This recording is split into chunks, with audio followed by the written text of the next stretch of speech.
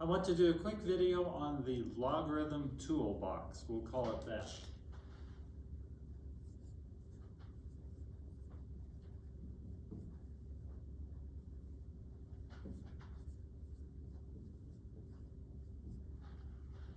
And I first of all want to tell you that logarithms are exponents.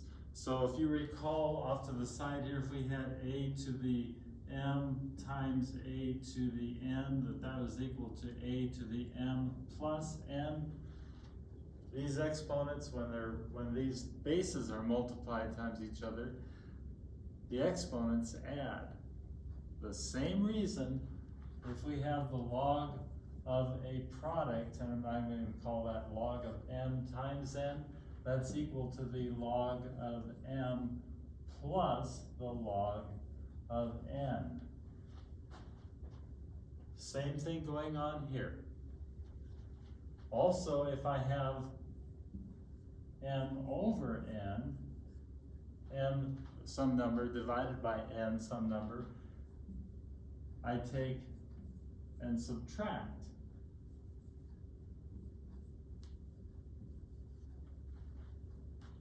And finally, one that really helps me, let's suppose that I have, well, let me just give you the thing. It is if you have the log of some base of, say, a to the n power, some number n, that is equal to n times the log of a, all by itself. Essentially, this exponent comes down in front. Then we have our typical f inverse of f of x things. I want to remind you that f of f inverse, if the inverse exists, of x is always x. And that's why we can get these two rules. We have, if we have the log base b of that base to some power x, that is equal to x.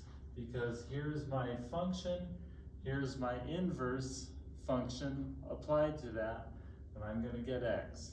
For the same reason, if I have some base b to the, and here's now my big long exponent, log base b of x, that also is equal to x. We are going to use these a lot in solving logarithmic and exponential equations. And this is just the tool to use. We finally have some of our tools that if a equals b, let's do xy. If x is equal to y, then the log base b of x is equal to the log, same base, b of y. And also, if I'm running exponents, then b to the x is equal to b to the y. As long as my bases are the same, and if I have x equal to y, then these things hold true.